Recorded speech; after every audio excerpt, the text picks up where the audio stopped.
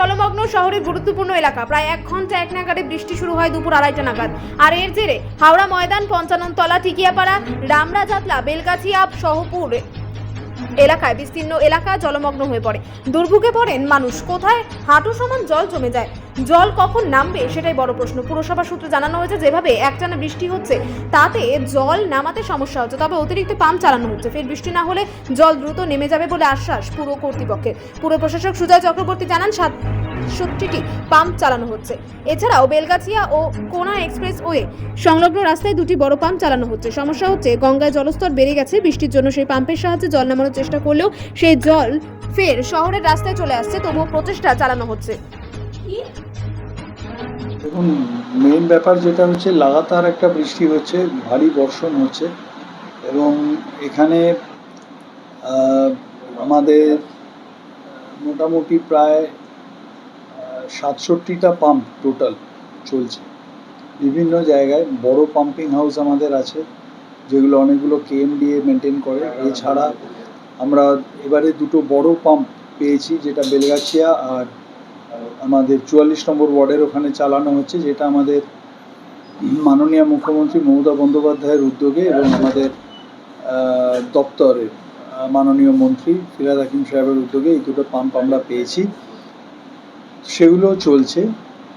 এছাড়া আমাদের আরও যত পাম্প আছে সেগুলো সবকটা ফাংশনিং, কিন্তু প্রবলেমটা হচ্ছে পাম্প যেটা করে সেটা হচ্ছে জলটাকে ঠেলে কোথাও একটা ফেলতে হয়, আলটিমেটলি জল গঙ্গায় গিয়ে পড়ে।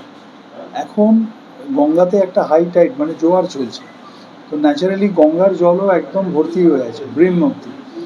তো এবং এক্ষেত্রে আমাদের লক গেটস বন্ধ রাখতে হয়েছে, বিকজ লক গেট খুলে দিলে গঙ্গার ওই জল ব্যাকফ্লো করে ঢুকে আসবে। তো যার জন্য যেটা প্রবলেম হচ্ছে, যে এই জলটাকে যে আমরা পাম্প করে ফেলবো, সেইটা আমরা পুরোটা যে গতিতে আমরা ফেলতে চাইছি সেটা আমরা ফেলতে পারছি না। তো যার জন্য এবং এই লাগাতার বর্ষণের ফলে গঙ্গার জলের লেভেলও বাড়ছে এবং আমাদের এখানে জলের লেভেলও বেড়েছে তার জন্য। তো আমরা আশা করছি একটু যখন এই মানে আমাদের হবে, মানে লো টাইড হবে, ভাটা হবে, তখন আমরা এই লক গেটসগুলো খুলতে পারবো এবং আমরা যে কন্টিনিউয়াস পাম্প করছি এটা আরও বেশি এফেক্টিভলি এই জলটাকে দ্রুত নামিয়ে দিতে পারবে। এখনো পর্যন্ত কোন কোন জায়গায় পাম্পিং মেশিনগুলো চালানো হচ্ছে জল পাম্প? আমি আপনাকে দেখুন এক্ষুনি ওই 67টা জায়গার আমি হিসেব আপনাকে ধরে বলতে পারবো না, কিন্তু মেইন যেমন ধরুন আপনাকে বললাম বেলগাছিয়ার ওখানে আমাদের 32 হর্স পাওয়ারের পাম্প চলছে, আমাদের কোনা এক্সপ্রেসের কাছে একটা 32 হর্স পাওয়ারের পাম্প চলছে, তারপরে ধরুন আমাদের 22 হর্স পাওয়ার আপনি পঞ্চাননতলা মেন রোড গেলে দেখতে পাবেন ওখানে চলছে, টিকিয়াপাড়া ইস্ট ওয়েস্ট বাইপাসের ওখানে আমাদের পাম্পগুলো চলছে।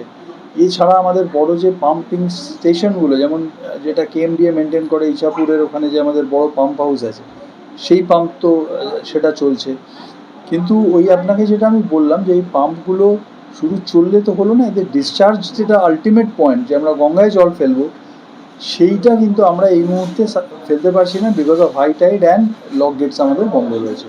যেইভাবে এখন বৃষ্টি খারাপ হচ্ছে সেই ক্ষেত্রে কোনো ব্যবস্থা? দেখুন একটা জিনিস হচ্ছে, আমাদের কাছে আমরা যেটা করেছি, আমাদের ডিজাস্টার রুমের আমরা আগে থেকেই খোলা আছে, সেই রুম এখনও ফাংশনাল। 2 নম্বর হচ্ছে আমাদের আমরা ওই ড্রাই খাবার বলুন বা জলের পাউচ বলুন, এগুলো আমাদের কাছে আছে, এবং ত্রিপল যদি কিছু প্রয়োজন হয় তো সেখানে আমরা মানুষকে পৌঁছে দেবো আমাদের কাছে কোনো ইনফরমেশান এলে। এছাড়া যদি কোথাও জলের গাড়ির সমস্যা হয়, পানীয় জলের কোনো ইস্যু হয়, আমাদের ওয়াটার ট্যাঙ্কার আমরা পৌঁছে দেবো। এগুলো সমস্ত আমাদের ডিজাস্টার যে কন্ট্রোল রুম আছে সেখানে তাদেরকে ইনফরমেশন দেওয়া আছে।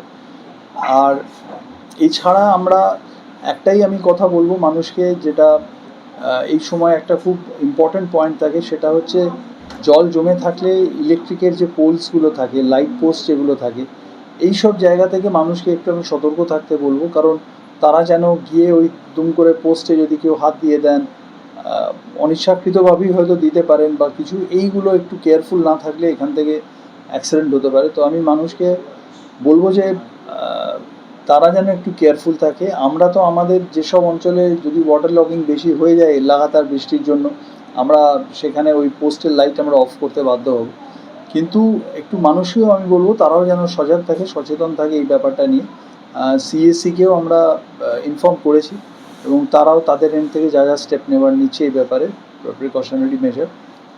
তো এইগুলো আমরা একটা ওভারঅল কম্প্রিহেন্সিভ প্ল্যান আমাদের করে রেখেছি। কর্পোরেশনের তরফ থেকে তার নাম্বারটা আমি আগে আপনাদের দিয়েছিলাম, এই মুহূর্তে আমার কাছে জেনে আপনাদের আমি দিয়ে দেবো নাম্বারটা।